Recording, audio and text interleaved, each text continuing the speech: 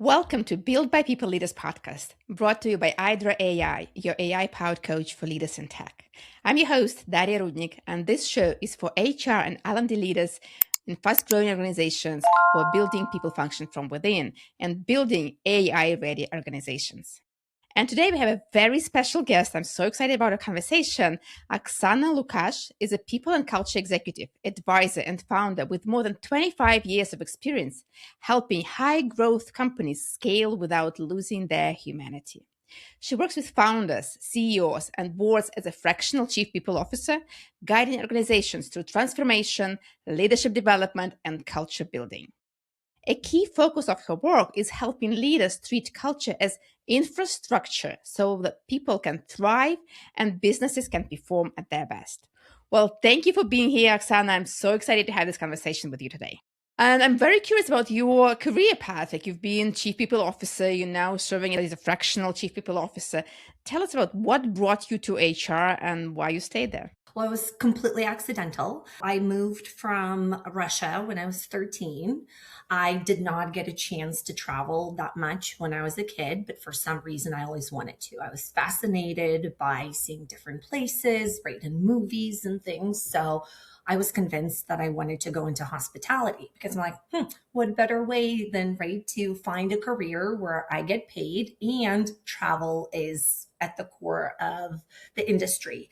And when I was in high school, wrapping up my senior year, there was an individual, and I wish I remembered their name, but they recommended that I go and actually work in hospitality prior to majoring in that as my degree. And I cannot thank that person enough because I got a role at a hotel and I hated everything about it a month and a half in.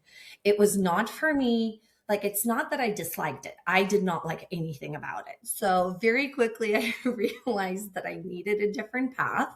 So I decided to major in business management. And then along the way, as I was interviewing for different roles, I ended up getting a position as an executive assistant to the director of HR. And during the interview, she promised to keep me busy. I told her I'm the type of person I love to learn. I love to, again, have more things on my plate than sit and wait for work to show up. And I again quickly realized that our definitions of busy were very different. So I did not have that much to do. And thankfully, I don't know what it was, but I just, felt that I need to go and talk to her instead of looking for another job. I did. And she started giving me HR projects. And that was, again, a big turning point because within a few months, I became an HR generalist. And then at the same time, I decided to do my emphasis in human resources for my degree. So when I graduated, I had both. I had a degree and hands-on experience. And then from there, I guess I'm very comfortable with risk because I've been part of more startup, small to mid-sized companies where you have such a fast pace. You're constantly figuring things out. You're constantly thrown into situations that you've never been in before. So opportunity to learn is every day. And that's, I think, part of what I loved and still love about HR because, again, it changes almost daily. And I just decided to make that my career. And there's just something so beautiful about helping individuals realize what it is that their superpowers are and aligning them with opportunities that they can do their best work and unleashing that talent and seeing them thrive. That just got to me and I continue doing it. Oh, I love that. And I love this identifying what the strength of this person is and how that can contribute to a bigger goal, to organizational goal, because organizations at the end, they're serving their customers. So like by identifying those individual strengths, we're actually building a great product, great communities, and it's a win-win-win situation. I agree so much. Well, tell me, like, since you've been working in fast-growing like companies, startups, what's the most challenging part of being an HR in that kind of companies, organizations? Ooh, how much time do we have? No, it's definitely the pace, like I mentioned. It's being able to deal with ambiguity. It's also being very comfortable to have very limited resources, both from the people standpoint as well as budgets. I've been hired by a company as early as employee number 17. So we're building every single thing from the ground up. So at that time, and we didn't have a product yet. So everything, right? We were spending money, but there was no additional money coming in. So you just have to be very resourceful, very thoughtful, very mindful. You absolutely also need to understand the business, what the needs are right now, and where the company is going. Because once you're building the infrastructure, it needs to be able to scale and support the business of where it's going 6 months, 12 months, 3 years from now. Because you don't want to hit Control Alt Delete and have to redo it all the time. So I think those are some of the challenges that people need to understand. Well, you know what I want to ask you? Maybe an uncomfortable question for some. Almost every HR I know talks about we need to understand business. When they start talking to business, they say, what are you talking about? I mean, we don't have money for that. We don't need all the employees to be happy. Yes, I mean, eventually we do understand that happy people produce better results, come to work, do more engaged, but we don't have money for that right now. So when you say understand business, how do you do that? Yeah. I mean, it's understanding, how does the company make money? What is your product? What is your service? I've spent almost 18 years in the life sciences and the biotech space. So it's truly, every time, let's say I've been in diagnostic laboratory, I'll use that as an example. It's truly understanding what happens from the time that a customer signs a contract with us to all, like when we receive a patient specimen, what happens with that patient specimen throughout our lab, how are results reported, what does our customer service department do, again, how do we make money, where are potentials for mistakes, what do those mistakes mean, and then how do we close the loop. So if you don't understand all of that, that's not understanding the business. So my approach is always, you cannot ask people to do things you're not willing to do yourself.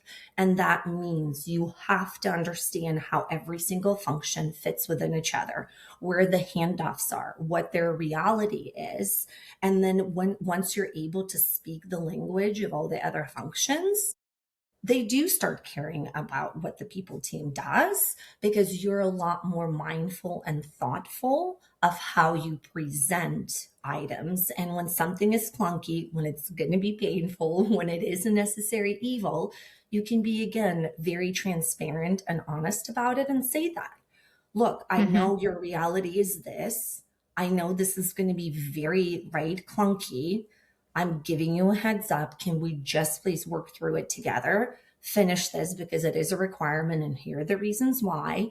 And I would love all of your insights on how we can make this process better for you next time. So that's the reality, right? When you're honest with people, you communicate the good, the bad, the ugly, and everything in between, and you treat them like adults. Most of them respond like adults. But I think we're so used to building processes and environments for the exceptions versus the outcome that most folks have. And I think that's something to think about as well. Yeah, that's an interesting thing. And I agree with what you're saying. You do need to understand not the business, like the Gallup research or what McKinsey says or what a next leadership book talks about or some LinkedIn gurus write about. But you do need to understand exactly what this company does, the industry, the needs and needs of it.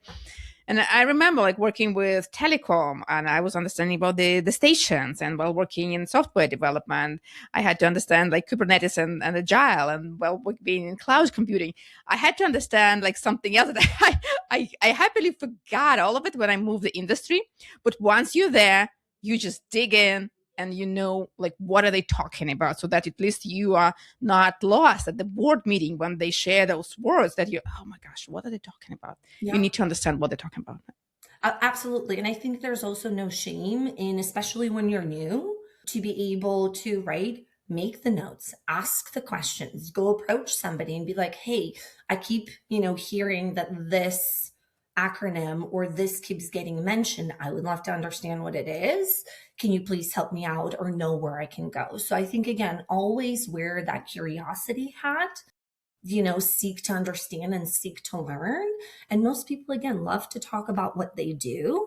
And again, if that's how you approach it, most people would be happy to share.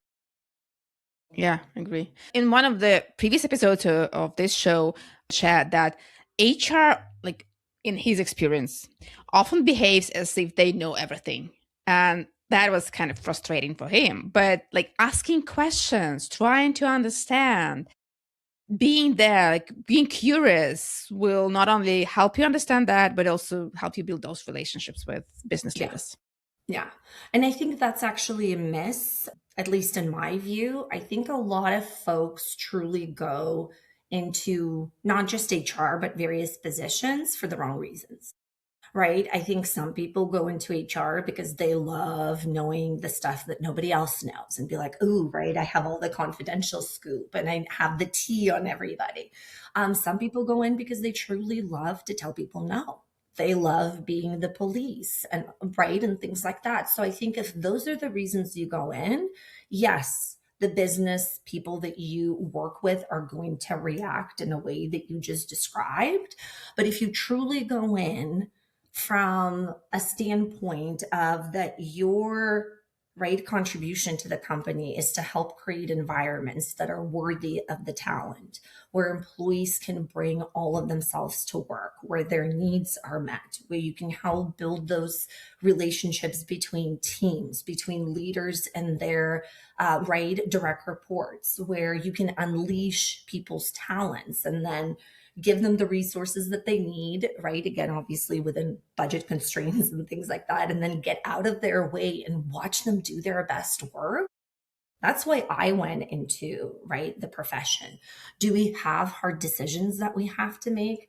Absolutely. But so does every other function. But that again is where we come in and help folks to remember that just because we have to make a difficult decision, it still should be grounded in integrity, in dignity, with again having the people or the person that's going to be impacted by that decision at the forefront and doing what still is absolutely best for them in the situation. And I think that's where a lot of people get uncomfortable, and people in our profession can step up and just do better. Curious, I'm sure you've experienced that in your career, because I did. What if a CEO or like a lead executive leader just tell you, just go, your job is to find me the right people, and like I'll do everything else. Just go and do your recruitment stuff. I don't need anything else. What do you do? Great question. I think it depends. Does the CEO know what great look like? So in the organizations that have a clearly defined culture, values, way of working that is truly ingrained in the DNA of the company, where that's used as a decision maker and a filter in everything that they do, it could be possible. But I would also say to that CEO, okay, are you definitely then comfortable with me going and finding these people? And in a way, right, like I don't want to say you don't have a say, but you can't just come in and do on all of the candidates at the end. So at the end of the day, I think it needs to be, first of all, a partnership. Second of all, I don't think it's our job to determine who is the best talent, or it's not our job to hire and fire. And I think that's the biggest misconception. The leaders hire and fire because that's their team, those are their direct reports. We're there to ensure everything is done again with dignity, with integrity, right, within the legal constraints and things like that. And then again, bring in, I think, other filters and ask different questions of, are we hiring somebody that is going to not only meet the definition of what they do, but how they do it to, again, align or add to our culture and values? And I've seen a question pop up quite a bit over the last month of what do you do when you have a top performer that's toxic to the culture? And I'm honestly even shocked that that question exists, because to me, it doesn't make sense. Because you cannot, right, have a top performer that's toxic to the culture. Because again, to me, a top performer, again, you focus on the what and the how.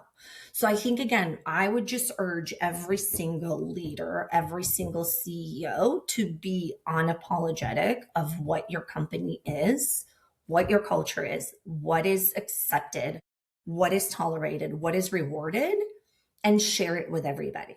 So again, if the how things get done in your company doesn't matter, be absolutely clear about it. But then you're not going to have conversations about culture. So then again, that question would never come up.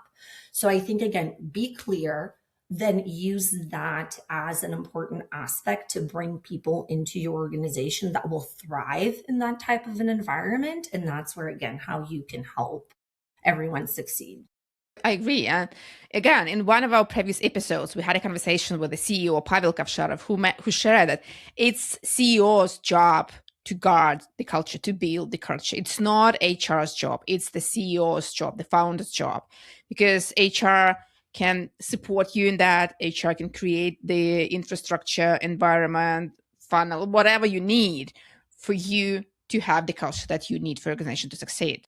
I would go even a little bit further, and I actually believe that every single individual in a company is responsible for culture. It's not just the CEO, because the CEO cannot be in every single room. The CEO is not in every single interaction, it's not in every single decision.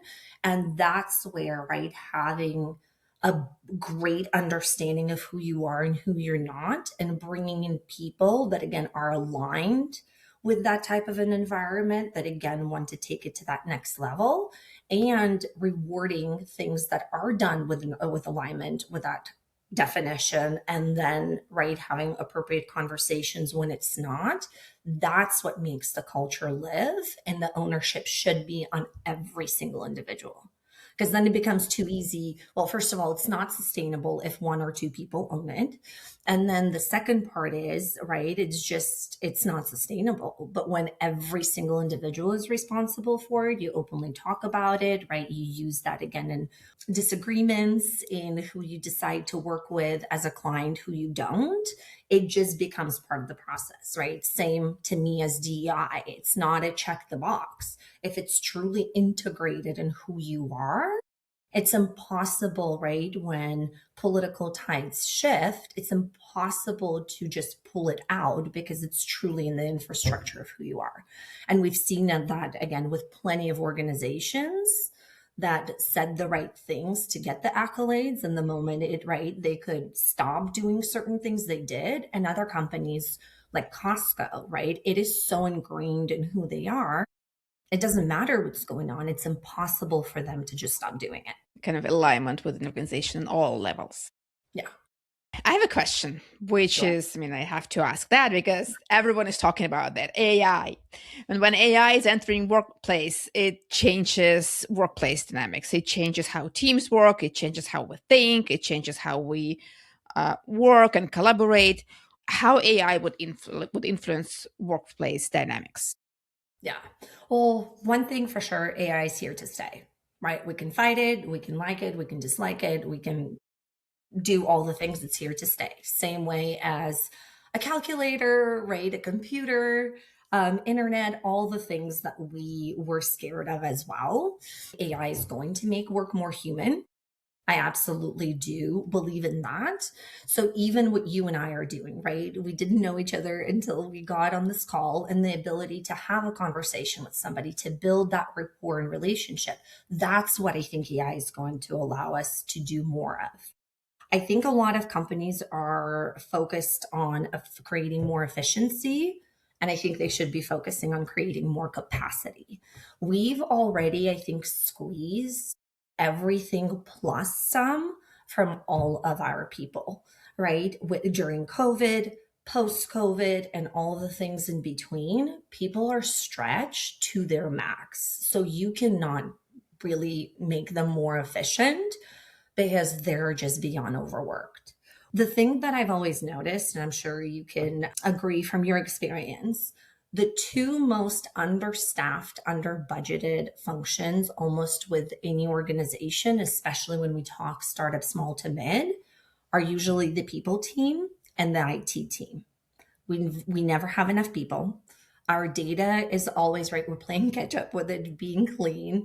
Our systems are outdated and old, where again, we're trying to make them all connect with each other and integrate them. And we can't because, again, just those capabilities are not there and we need to update the systems. And what's happening now? Those two teams that have been screaming from the rooftops and asking for resources and new systems are now all of a sudden are being asked to implement AI and make everything wonderful and magical in a matter of months with the same resources and the same people. So there's a huge problem right there, number one. Number two is, if we're honest, most of the processes and how companies function were built for people by people for a world that no longer really exists. So in my opinion, we're continuing to put duct tape on processes that are outdated, that absolutely served us as much as they did, got us to where we came. But the world is very different. People are very different. Our needs are very different. The way that we work is very different. So why are we continuing to, again, like shove square pegs into round holes? I think we need to, again, think all the outdated processes, leave them where they need to be, and start building new ways of working and new structures and processes within organizations. And at that point, bring in the systems that are updated and layer in AI. I think another thing is we're shoving AI down the throat of everybody versus making them be part of the decision.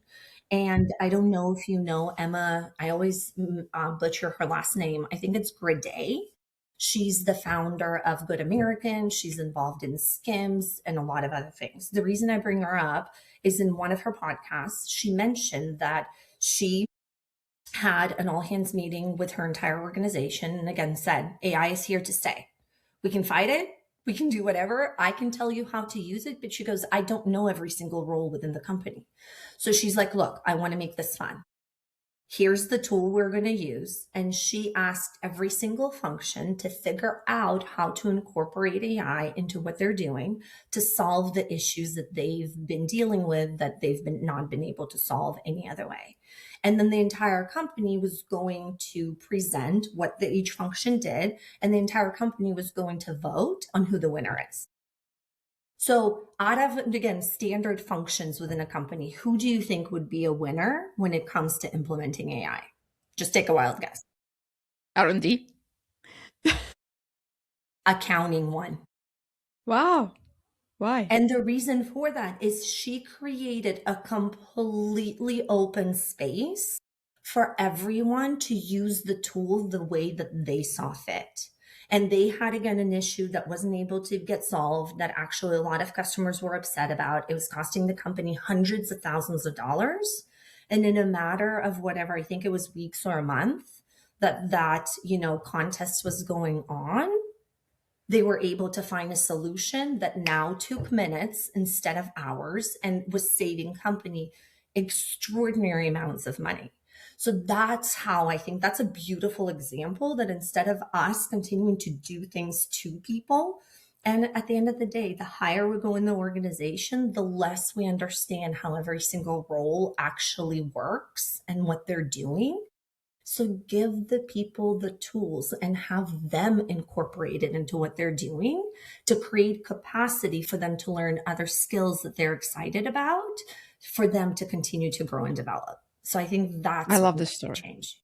Yeah, it's a great, amazing story. And from what I'm seeing, the most successful organizations implementing AI are those who actually do that. They invite all the people to be part of the process because no one knows how it's going to work. No one knows what's the right or wrong, what's the best tool, because today is one tool and tomorrow is another tool. But the tool is not the most important thing. It's the most important thing is what problem are we solving with AI today?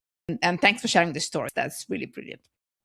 All right. Well, that's an amazing conversation. We have a few rapid fire questions and we have a very interesting conversation left for the end of this episode. So stay with us. We'll be talking about Frankensteining the company and how not to do that and why not to do that. So don't make your company a Frankenstein. So are you ready to some rapid fire questions? Let's do it. Okay. So are you a tea person or coffee person? Coffee. Dogs or cats? Dogs. I have three myself. One is in my lap right now. Oh. Are you a morning person or night owl? Oh, can I pick a midday option? Would you rather call someone or text? Text. Send a message. Well, it's the majority of people prefer text nowadays. What did you want to be when you were a kid? Like I mentioned, I wanted to go into hospitality just so I can travel. That was kind of the main goal. Where do you go when you need perspective? Actually, the beach. So I love the ocean, and just being close to the ocean completely resets me and helps me just clear my mind and really like find myself. Yeah, I can imagine. What's one rule you've broken but don't regret? Not fitting into a box, always being an outlier, going against kind of, and I think on this one you can relate, having been born and raised in communist Russia, especially as a girl, it was very much right. I was told that my worth as a human was kind of defined by me getting married and being a mom, and everything else was not as important. And I just, again, even though I did do all of that and very proud of it, I've always just wanted more. And I, again, kind of chased my own path from a very beginning. And I'm very proud of it because then again, I get to live the life I want versus continuing to try to please everybody else. I never learned how to cook borscht. Do that. Okay, what's one habit or phrase that people say it's totally you? Honestly, again, I really love people and I build very authentic relationships. And I've, again, just nurtured them and I'm very proud of them. And other people notice that too. Like I'm always there for them in a meaningful way. Well, thanks, Oksana. It was an amazing conversation. We still have one story about what not to do as a company or a human being while chasing your dream, but we'll keep it to the end. And again, thank you so much for being here. How people can reach out to you? How can they connect with you? Sure. No, thank you so much. My website is currently being updated, but it should be up and running hopefully by the end of the month, beginning of March. It's oksanalukash.com. And also, I'm very active on LinkedIn, always appreciate making new connections and having conversations with folks. So the listeners are welcome to reach out to me there and connect and continue this conversation further. Well, thank you, Oksana. All the links are in the notes to this episode. So reach out to Oksana, send her a message, connect with her on LinkedIn and keep this conversation going. And now, what's the story? What is it the companies or people shouldn't be doing while chasing their dreams? Yeah, I think it's both for people and companies. We live in a world of constant consumption, of access to so much information, and we cannot help the comparison game. But while we're chasing, right, the comparison and trying to take pieces of what everybody else is willing to share with us and show us, how many of us have stopped and thought again that this is just a tiny little portion of what somebody is willing to show us, both personally as individuals and companies, right? We automatically just believe that, hey, because the same 7 logos, right? The Meta, the Googles, the NVIDIAs of the world are offering or doing something. Oh, we should copy that too. And I think instead we should be looking internally both at ourselves as individuals and ourselves as companies and deciding what makes us different. Why do, again, our clients choose to work with us, especially if we are in a space where there are other options? And instead of, again, chasing and copying what everyone else is doing, start building things that only work for you. Offer benefits that, again, meet your employees where they are right now today and what their needs are of them and their families, and evaluate that every single year. Don't go chasing, again, what everyone else is doing. And I think, again, we're spending so much time, energy, and resources doing that. And if we focus internally, it would be a fraction of what we're already doing with significantly better results because we become, again, very unique and individual in ourselves versus a washed up copy of somebody else. I agree. Oh, so much agree. And again, when the leader comes to you and say, hey, we want to hire people as the same people as Meta has or Google has, the question is why? What kind of people do you need to reach your goals, not their goals? And what kind of culture you are building in your company, not somewhere else? That's a great point. But as we touched on earlier too, I think here's another part that everyone needs to go on this journey and figure out. It's very easy to go and follow somebody else's plan because, again, when a mistake happens, when there's a detour, right, when things do not go according to plan, you kind of can point the finger at somebody else or just say, hey, right, that was not my plan. I'm just executing what I was told. And some people are very comfortable with that, and there's nothing wrong with it. And other people, they're just not built that way, and that's not the world that they want to be in. So they want to go and build something new. And if that's your thing, then why are you copying, again, portions of what somebody else is doing that they're doing for themselves? Go on your path on your own. Are there going to be detours and failures and things? Yes. But those are the moments I think that define us and where we have the greatest learnings anyway as well. Well, thank you so much, Oksana, for being here with us today. And to all the listeners, well, if you like this episode, please leave a review on Apple Podcast or Spotify or YouTube, whatever you're listening to us, and stay tuned for the next episodes. Bye. Thank you.